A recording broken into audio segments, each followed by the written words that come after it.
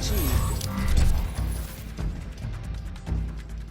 Are we finally starting to see some cracks in the armor of the juggernaut that is the UFC? And as far as they are concerned, the only place to fight if you're an elite level mixed martial artist. Is that still the case? Is that changing in the not too distant future? Well, welcome back to Kamikaze Overdrive MMA Predictions. As always, I am your host, Scott Johnson. And on this episode of the show, we're breaking down the upcoming UFC 192 pay-per-view, which will take place on September 5th. I'll be giving you my 5 main card predictions on this episode of the show. All of my preliminary picks, as always, will be available at kamikazeoverdrive.net. The bet packs will also be available there. I'm coming off my worst showing in a couple of months. It was a pretty rough card. I went 4-8 overall. But keep in mind, there were 7 upsets. 7 upsets. It's a very difficult handicapping night for most people. And the people who are able to get a lot of fights right on a night like that, usually, unless they just have amazing insight for that one card, if they generally pick upsets, they don't have a lot of success. So, I'm feeling I'll get right back on track with this event, and I'm very much looking forward to it. But what I'm talking about as far as cracks in the armor, if you take a look at what's going on at the UFC right now, we saw Phil Davis leave. We saw Josh Thompson leave. Melvin Guillard got caught, bounced around. He's now headed to Bellator. Not a great example. We just saw him get smoked by Brandon Gertz. But now you're hearing whispers that Matt Mitrione is going to look elsewhere after his next fight is over with. We're also hearing Ryan Bader talking about looking elsewhere since being passed over for a title shot. Is this the start of fighters realizing that with the Reebok deal and the sponsorship issues, going elsewhere to Bellator, they have the ability to make more money?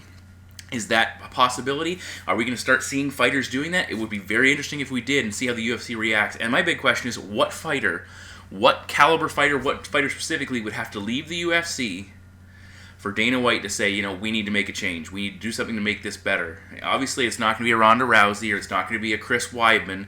But what level fighter, a top-level guy, a champion, but what level fighter has to leave before the UFC finally says, okay, something's up here, we got to make a change here because this is not working out, we're losing top-level talent. And, Ryan Bader, some guys might not like him, but he's still top 5 in the UFC, possibly top 3, depending on who you're looking at as you're in your top 5. But you're not including the champion if you're not excluding John Jones for now. Either way, if he takes off, you take him and Phil Davis out, those are 2 top-level UFC light heavyweights, that have left to go to a fight in another promotion. That's a big issue, I think. Either way, we've got 5 very interesting fights for this card. Let's get to the first matchup. The opening fight of the main card takes place in the UFC's strawweight division. As number 7th ranked, 12-gauge Paige VanZant, 5-1-0, takes on Alex Astro Girl Chambers with a record of 4 wins and 2 losses. Now, VanZant is taking the strawweight world by storm. She's very much a popular fighter. She's not ready for a title shot yet, but I can see her being groomed for one. Probably could be as early as late 2016. She could be getting a shot at the title. It could be earlier, depending on what the UFC wants to do. But I certainly see them wanting to hone her skills and get to a point where she's a legitimate challenger and not just a pretty face they want to stick in the cage to bring ratings in. For Chambers, she's an ultimate fight. She competed in the tough tournament, the one that VanZant was too young to compete in. She was ranked 10th, and she lost in the opening round to finalist Rose Namajunas, who was ranked 7th. Chambers, in her debut, UFC debut, official debut, lost to Aisling Daly by submission in the first round, and is coming off a pretty nice upset victory over Kaylin Curran, where Paige VanZant is coming off a pretty solid victory over Felice Harry, who also took part in that tournament. So they both have a common opponent in Kaylin Curran, where Paige VanZant took her out in round 3 with a TKO victory. For Chambers, she subbed Curran in the final round as well, but she pretty much lost the entire fight right up until she caught her with a submission and eventually finished her. Looking at these two ladies physically, Paige has a 1-inch height advantage, 2-inch reach advantage, and the big number is she is 16 years younger than Alex Chambers. That is significant. VanZant, 1 win by knockout, 1 win by submission, and she's 3-1 when going to the scorecards. For Chambers, 2 wins by knockout, 1 win by decision, and she's 2-2 overall when a submission is involved. Paige is a BJJ blue belt. Chambers, though, a 3rd Dan black belt in karate and a BJJ purple belt as well. Now, the Aussie in Alex Chambers, decent kicking game. Lead left kick to the body is probably one of her best offensive weapons. She'll also throw a lead left switch kick to the head, which can be very effective, especially if she targets that body several times and gets her opponent backing up and covering the body. Her striking is not great outside of that. She got her back stuck on the cage a lot of times. She was firing back, but not with the volume against Kaylin Curran that really was going to be effective. But the thing is, she's very crafty on the ground. Scored a nice single leg takedown in the first round against Curran, where she countered her pressure. Had some success against Daly, put her on the mat before getting submitted. Unfortunately, though, she also makes some mistakes. In her second takedown attempt against Curran, she got countered and put on her back and was getting absolutely pounded with some big ground and pound shots. When she did score takedown, she kept her head very low on her opponent, which allowed her to scoot up and push off and get back to a standing position, which is something, if you get that positional advantage, you want to maintain it. Where we did see her have a lot of success, she slept on that armbar as soon as that fight hit the mat to end the second round, ran out of time to lock it up, revisited that position in the third round, locked it up. When Curran broke the position, she didn't disengage. Chambers reattached and got the submission win, which is pretty impressive. Couple concerns, though, is that her cardio, her cardio is not good. She was breathing exceptionally heavy in that matchup and was slowing down tremendously before the first round was even over. And for VanZant, she works at an incredibly high pace, 4.59 strikes land up per minute. She exhausted Curran when she fought her. Had a similar impact on Herrig. It was a closer fight early on, and VanZant just simply pulled away because she was too, ferocious, if you want to say that. She's an in-your-face fighter, works exceptionally well in the clinch, will throw takedowns, and she keeps constantly attacking with knees and elbows and punches. She just keeps throwing everything at you, and as I said, she works very well in the clinch. Headlock, throw, and takedown can be a very effective weapon, but we did see it backfire. Felice Herrig took her back early in that first round, and she was getting taken down by Kaylin Curran early in the first round as well, so she will, her aggression can work against her as well. When she took Felice down, Felice slapped on an armbar attempt very quickly, and that was kind of reminiscent of what Chambers did against Curran. And with Chambers being so crafty in her back, Felice has to be careful. She can't be lazy when scoring takedowns. When she's dropping ground and pound, she cannot leave an arm in there because Chambers will lock it up. The odds are massively favoring Paige VanZant, and Chambers could easily be 0-2 in the UFC if Kaylin Curran hadn't have screwed up in that last matchup. I think, looking at VanZant, she's going to bring a similar approach to Chambers' last opponent, but just do it more effectively. She'll wear Chambers down with her pace, beat her up with her ground and pound, and I think Chambers is going to tire off her back, and her sub attempts will become less and less formidable. And my prediction is Paige VanZant to defeat Alex Chambers by TKO. Fight number 2 on the main card takes place in the UFC's light heavyweight division. So the 12th ranked man from Poland, Jan Blachowicz, 18-4-0, takes on tough champion Corey Beaston, 25-8, worst nickname in the profession, Anderson, with a record of 6 wins and 1 loss. Now, we have a big experience advantage for Blachowicz, coming with 22 professional fights and just 6 for Anderson, but he does have his tough run to fall back on as well. But Blachowicz also a significant quality of opponent advantage, so that also helps him out coming into this matchup. Anderson, as I said, tough winner. He has 2 UFC wins so far. He's coming off the first loss of his career. He appeared on his way to a decision loss. It was at least going to be close before Gian Valente scored a late TKO and stopped him. I think it was in the final minute.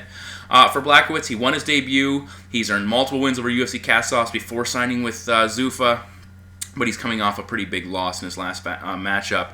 For Anderson, 1 inch taller, they will have the same reach, and the American is 6 years younger than his counterpart. Corey Anderson, NCAA Division III wrestler, 3-1 in fights ended by knockout, 2 wins by decision on his career as well. For Blachowicz, a BJJ brown belt, 5-1 in fights ended by knockout, 7-1 in fights ended by submission, and 6-2 on the scorecard. So you see he's got a nice variety of winning methods there. For Jan, he landed a brutal body kick and swarmed Ilir Latifi in his debut. But unfortunately in that matchup, it was pretty much the only significant shots he threw. Other than that, Latifi was backing up, had a lot of success. In his last fight when he fought Jimi Manuwa, he was trying to use the cage to slow the Brit down, tie him up and drain his offense there, attack off the break, but it was really he was having a lot of mixed results. His striking offense was very muted in that matchup. He threw a left jab, as I said, he throws some decent kicks, lots of single strikes, and against a fighter who's going to chain his attacks together and push the pace, that's not going to be an effective assault unless, as we saw in his debut, you can knock his opponent out. Again, against Latifi, he didn't throw a lot. He actually was getting backed up and getting pressured in that matchup. Similar situation against Jimi Manuwa, where he was giving ground and really struggling with the output that Manuwa was putting on him. And to me, it really wasn't Jimmy's best performance in that matchup either. The Brit had a lot of success pinning him on the cage for prolonged periods of time, and Jan just couldn't work off the cage. I don't know if he thought this was playing into his advantage by wearing Manuwa out even with his back on the cage, but it simply he did not look like he had the ability to get off the cage. Now, for Corey Anderson, his striking is absolutely a work in progress. He does show lots of movement, he changes angles fairly well, and he's got some nice hard body kicks. Look for him to throw a left jab and double it up with a straight right when he does. He likes to pot shot guys at times, and he will throw some pretty decent low kicks, but again, it's still his mechanics are a point where he needs to improve. If he does get in close, He'll throw some knees in clinch. He'll throw a jumping knee periodically. And he likes to punch on the break, which is a nice way just to break the position and still score some offense. But he can be wild. He can be very aggressive. That can work against him against a talented and seasoned veteran like his opponent is here. Against Jones, in his last fight, the fight before that, he kept him backing up and he pinned him on the cage. He used the clinch very effectively to break him down. And those are some things I expect to see him try and do here. He's got, as you see, he's a wrestler, so he's got some pretty good wrestling. Nice level change for a takedown when his opponent came forward aggressively. He mounted his opponent, dropped some big shots, and controlled the position for the most part.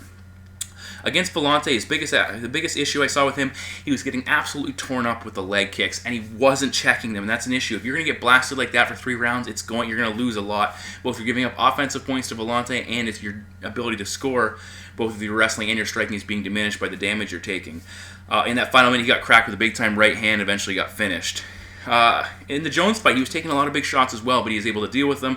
Overall, he was landing more impactful strikes and countering with his wrestling, which made him very effective. For Blachowicz, his volume is concerning. In his last 2 fights, he wasn't throwing enough to win without actually knocking his opponent out, which is a possibility here. I think Anderson coming off his first loss is an absolutely massive turning point for a young fighter. He's still developing. I expect to see him make some strides and show some continued improvement. He goes back to the drawing board with that loss, and I think that's going to help him out. I look for the wrestling and clinch fighting of Anderson to neutralize Jan's offense. His movement and aggression will also score him points on the feet, picking away and throwing simply more strikes. And my prediction is Corey Anderson to pull off a little bit of an upset and defeat Jan Blachowicz by decision. Sticking in the light heavyweight division, number one ranked Anthony Rumble Johnson, 19-4-0, former title challenger, takes on the number 7th ranked Jimi, the poster boy, Manuwa, with a current record of 15 wins and 1 loss. Now, Johnson, for him, he needs to remain on the top of the division and wait for John Jones to return and potentially get his belt back, because that's the way Rumble's getting another shot at the title. Is I don't think we're going to be lining up to see him fight DC anytime soon. Even though it was an exciting fight, DC won it pretty definitively, but I think Johnson versus Jones still has some potential.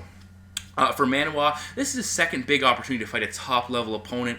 His first shot was against former title challenger Alexander Gustafsson, where he got knocked out in the first round back in 2014, the first and only loss of his professional career.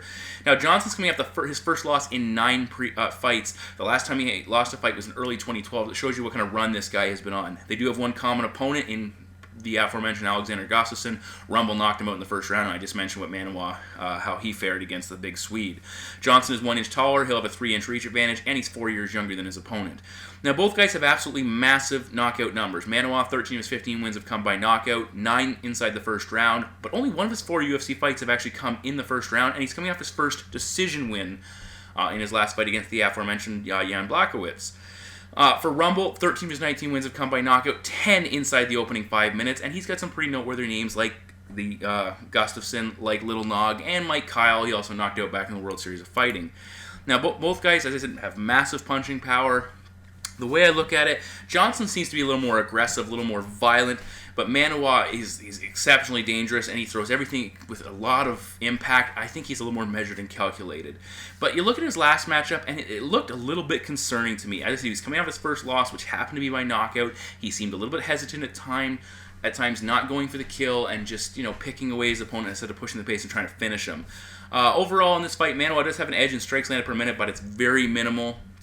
And the thing is, he gets hit almost twice as much per minute as Johnson does. And when you get guys throwing heavy leather like you do in this matchup, those are not good numbers if your defense is not up to par. Manuwa is a good clinch fighter, throws some very strong knees from the position, but he did get beaten up by Gus in that, when he was in tight, and that's where he eventually got knocked out.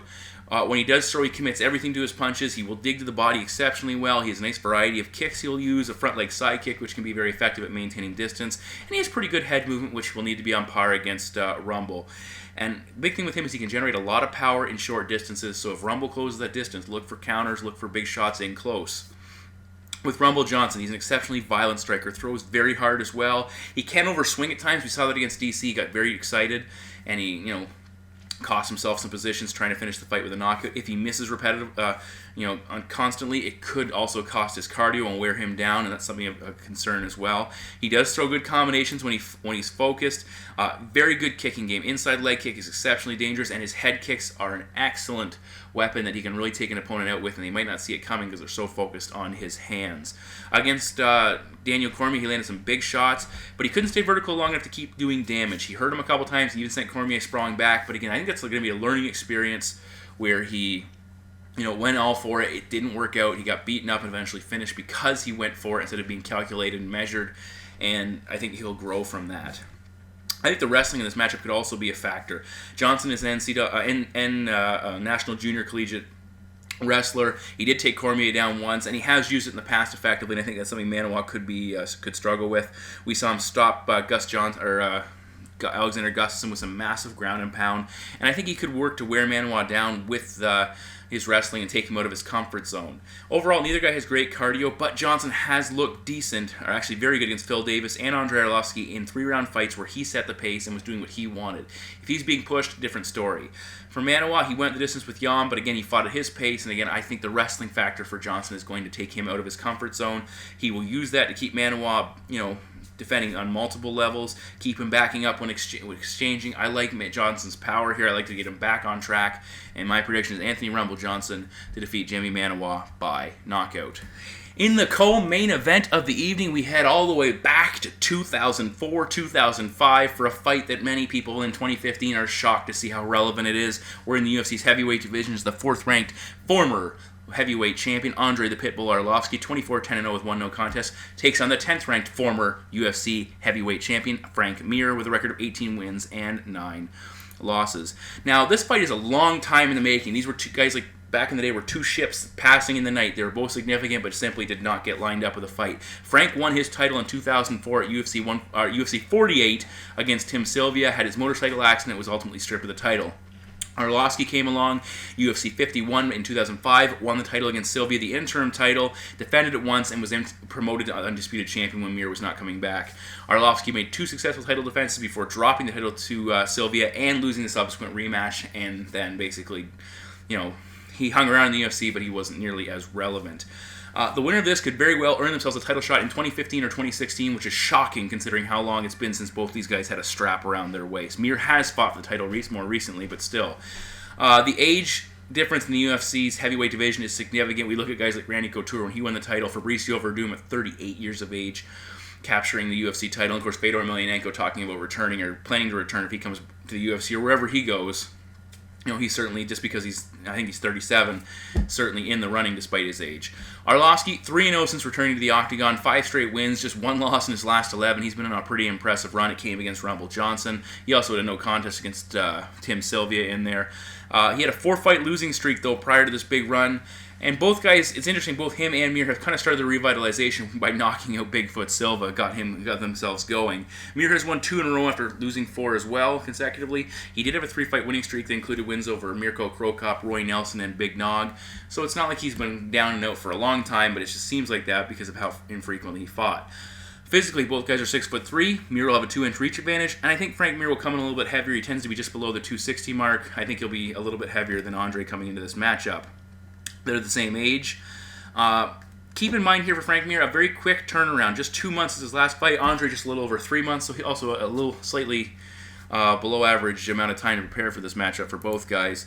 Mir, a BJJ black belt, 9 wins by submission, 5 by knockout, including Todd Duffy, who he just stopped, and the aforementioned Big Silva. I'm saying that a lot today. A lot of interlinking fights on this card. 7 losses by knockout, though, and that's the big thing. His chin is a major concern. We always talk about with Frank Mir fights. If he gets cracked, how much trouble is he going to be in? For Andrei Arlovski, BJJ blue belt, international master of Sambo, so he's got some pretty good grappling accreditations there. 17 wins by knockout, so the guy's got some heavy hands. 3 wins by submission. He's 4-3 when going the distance, and he has 7 losses by knockout, so he also has a big question mark in his chin. But he has not been stopped since 2011 by Sergei Haritonov. Where he lost 3 of 4, he lost 4 consecutive fights, 3 of them by knockout, Fedor Emelianenko and Brett Rogers also in that span when it looked like his career was down and out. Now, both guys are coming off aggressive, very exciting, kind of sloppy at times first-round knockout victories, both in upset over fighters that were expected to knock them out. Andrei Arlovski, very boxing-oriented, decent footwork. His head movement's a bit of a question mark, especially when he gets tagged. He doesn't always react to getting hit very well. Throws a nice left jab, will paw with it to keep his opponent at distance. He has a nice power right, mixes in a quick uppercut when he can. He hurt Brown with a spinning back. It wasn't a spinning back fist. It was just he basically missed the punch and then threw a back fist as a reactionary strike and had success twice with it, hurting him.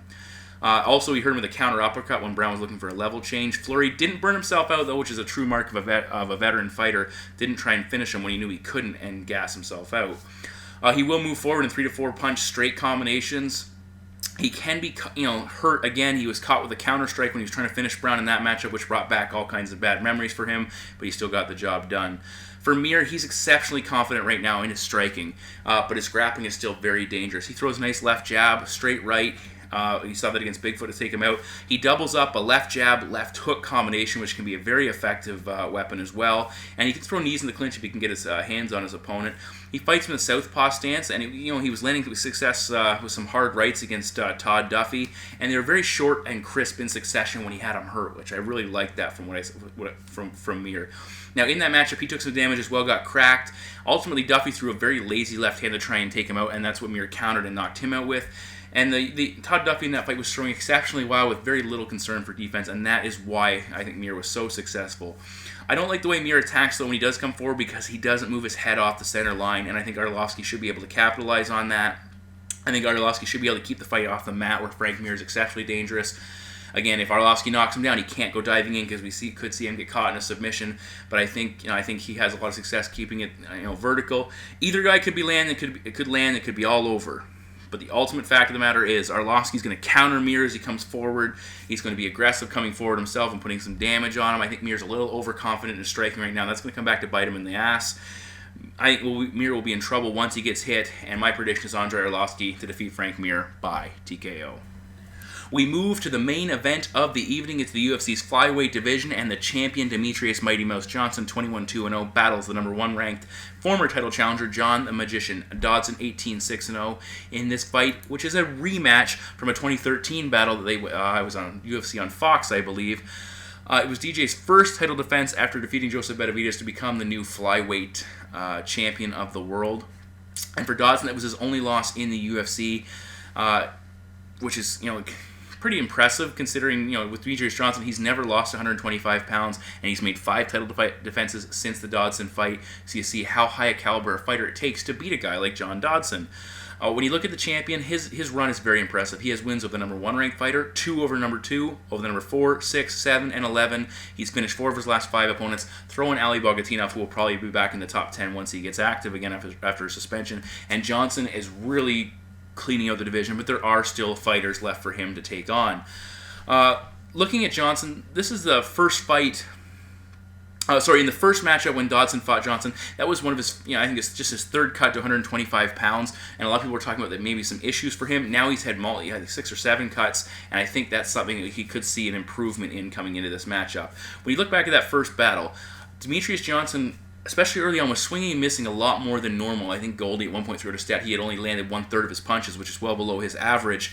And it's because Dodson is probably the fastest guy he will face. These two are probably the fastest 2 fighters in the division. He's exceptionally hard to hit. Now, for Johnson's game plan, though, coming into that matchup, it was pretty evident he was looking to be more technical and wear Dodson down and take him out in the later rounds, which he nearly did. He was pushing the pace early, scoring takedowns, and one technique I expect to see in this matchup, which he did exceptionally well in that last fight, is anytime he backed Dodson up, that's when he shot for a takedown, got in deep on a double, and put him on his back, pulled out his base, because Dodson's very difficult to take down, but if you limit his ability to move in a space that he can maneuver in, it's not nearly the same, and Johnson can take him down. Where Dodson had a lot of success, he was landing some big shots, a hard left hand. He actually dropped Johnson a couple of times, once in the second round, hurt him a couple of times, and that's where he needs to be effective and consistent, is landing with power. Unfortunately for the challenger, unless he's landing something huge, his pace isn't there to keep up, or at least it wasn't in the first fight. It isn't there to keep up with the champion, and that's where he's going to have issues. We also saw DJ have a lot of success in the clinch, nearly finished him at the end of that matchup because he simply wore him out. Since that fight, Dodson has earned 3 wins. And but he spent a lot of time on the shelf with a knee injury, and that's the question: has he lost speed? Is he still the same fighter he used to be? Against Zach McCoskey, who's an exceptionally good fighter, McCoskey actually landed more strikes and looked very good against Dodson, and really pushed him and put himself on the map in that matchup. He had a lot more success than most people anticipated, and I wonder if that will translate to this fight.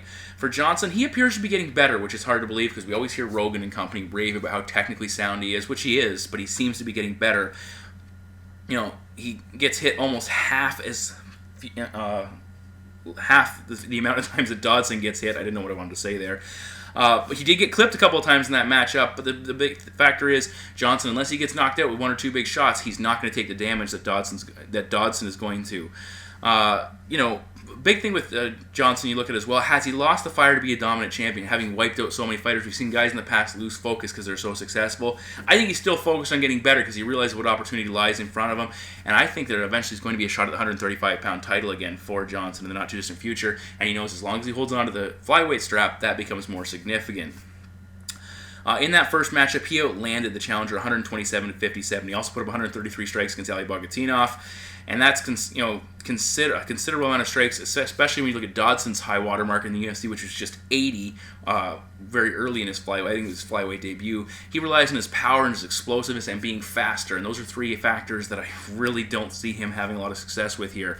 But I think the champion is a bit faster. He's more technical, which takes away Johnson's speed edge and makes his explosive nature actually, a little bit too draining his cardio. Makes it a detriment overall in a longer fight. The big thing is, if Dodson can hurt him, he needs to finish him. I don't think he's going to be able to hurt him consistently in every single round to take him out. He needs to do it in 3 rounds, and I just don't think it's going to happen. I think he needs to stop DJ if he's going to take the title, which is very possible.